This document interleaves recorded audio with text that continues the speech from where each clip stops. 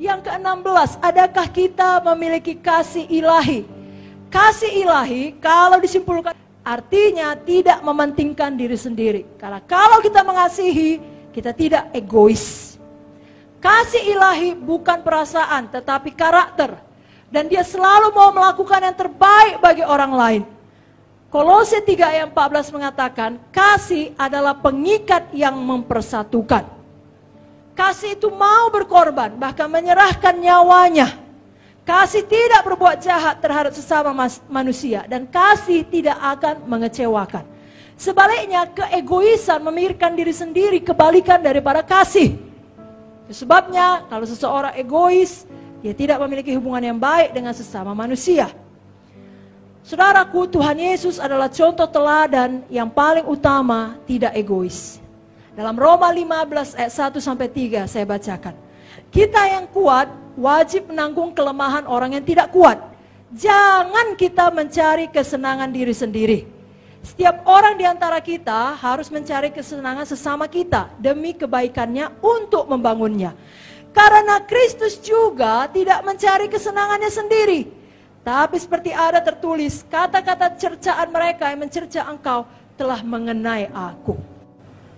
Saudaraku, mari kita teladani Kristus. 1 Petrus 1 ayat 22, saya bacakan. Kamu telah menyucikan dirimu oleh ketaatan kepada kebenaran, sehingga kamu dapat mengamalkan kasih persaudaraan yang tulus ikhlas. Hendaklah kamu bersungguh-sungguh saling mengasihi dengan segenap hatimu. Jadi kita taat dulu pada kebenaran, baru kita dapat mengamalkan kasih yang tulus ikhlas. Kasih yang betul-betul mau berkorban kepada sesama saudara kita. Ya. Tuhan atau Roh Kudus selalu mau menegur kita kapan kita sudah bersikap egois. Tapi kita harus mau ditegur oleh Tuhan. Kita harus mau meresponi atau menanggapi ya kebenaran yang Tuhan singkapkan pada kita. Masih perlu bertumbuh di dalam area ini, anakku. Pada waktu kita memberikan tanggapan yang benar kepada apa yang disingkapkan Tuhan, maka sesuatu perubahan terjadi dalam hati kita. Kita menjadi lebih mengasihi. Demikianlah proses ini berulang sampai akhirnya kita sampai ke tingkat kasih yang benar-benar ilahi, tidak berpura-pura terhadap saudara seiman. Respon kita terhadap terang Tuhan, terhadap teguran Tuhan, akan keegoisan kita, akan menyembuhkan semua bagian-bagian hati kita yang gelap, yang bingung, ataupun di mana tidak ada persatuan dalam gereja kita. Tuhan akan menyembuhkan itu semua. Karena terang Tuhan memimpin kepada kasih dan kepada persatuan. Saya bacakan 1 Yohanes 1 ayat 7. Jika kita hidup dalam terang sama seperti Dia dalam terang, Zoe itu terang, saudara, maka kita beroleh persekutuan seorang dengan yang lain. Dan darah Yesus anaknya itu menyucikan kita daripada segala dosa. Jadi teranglah yang memimpin kepada kasih. Tidak ada jalan lain untuk dapat sampai kepada kasih selain berjalan di dalam terang. Persekutuan atau persatuan kita satu dengan yang lain harus didasari berjalan dalam terang. Hanya teranglah yang memimpin kepada kasih dan persatuan sejati. Sudah mengerti? Jadi tidak perlu kita heran. Kita belajar teranglah yang memimpin kepada kasih dan persatuan yang sejati. Mustahil bagi kita memiliki persatuan sejati kalau kita menghindari terang. Kasih kita disempurnakan bila kita mau menanggapi terang Tuhan. 1 Yohanes 2 ayat 5 berkata, barang siapa menuruti firman-Nya, dalam orang itu sungguh sudah sempurna kasih Allah. Dengan itulah kita ketahui kita ada di dalam Tuhan. Mari kita berjalan dalam terang, saudaraku. Jangan berjalan di dalam gelap. Amin. Lalu kalau kita berjalan dalam gelap, ya, itu akan menghancurkan persekutuan kita dengan Tuhan, bukan hanya dengan sesama. Yang paling nyata adalah dosa. Mari kita buang dosa. Lalu kebencian, tidak mau mengampuni. Mari kita ampuni. Kemarin bahkan kita sudah belajar mengenai Daud.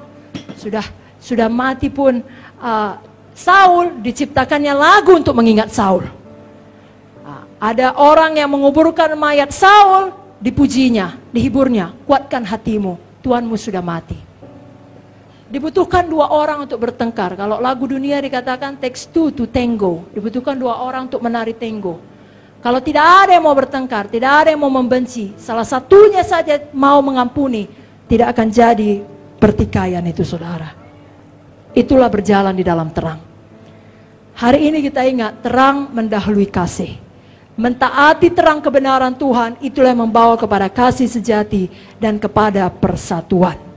Mari kita angkat tangan kita, katakan, saya berjalan dalam terang, saya buang semua dosa, saya tidak terikat 3G, saya berjalan dalam kasih, saya mengampuni semua orang. Ada amin? Amin. Karena memang dunia zaman sekarang butuh kali orang-orang yang penuh kasih Yesus. Saudaraku, dunia zaman sekarang adalah dunia yang buas. Izinkan saya membaca 1 ayat dari Titus 1 ayat 12 sampai 13.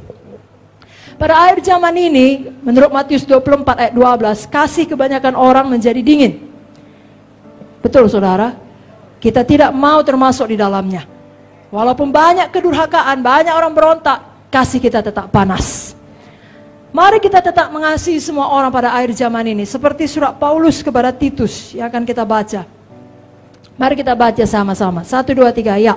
Seorang dari kalangan mereka, nabi mereka sendiri pernah berkata, dasar orang Kreta, pembohong, binatang buas, pelahap yang malas. Kesaksian itu benar, karena itu tegurlah mereka dengan tegas supaya mereka sehat dalam iman. Kita sejahat apapun jemaat kita, enggaknya kita bilang dia binatang buas. Atau ada kita sampai bilang binatang buas semua jemaat gitu kan, enggak. Tapi itulah yang terjadi kepada orang-orang Kreta yang dilayani oleh Titus. Sangat jahat, pembohong, binatang buas, pelahap yang malas. Tetapi Titus tetap mengajar mereka sebagaimana yang diajarkan oleh Paulus supaya mereka berjalan dalam kasih ilahi. Dalam Titus 2 ayat 2 dikatakan, laki-laki yang tua hiduplah sederhana, terhormat, bijaksana, sehat dalam iman, dalam kasih. Titus 2 ayat 3, perempuan yang tua hidup sebagai orang beribadah, jangan memfitnah, jangan menjadi hamba anggur, cakap mengajar hal-hal yang baik. Titus 2 ayat 4, perempuan muda kasihi suami, kasihi anak, hidup bijaksana, suci, rajin mengatur rumah tangga, baik hati, taat. Titus 2 ayat 5, orang-orang muda kuasai dalam segala hal, dan seterusnya. Sekarang ini pun mungkin ya dunia di sekitar saudara seperti orang Kreta, pembohong, binatang buas, pelahap yang malas.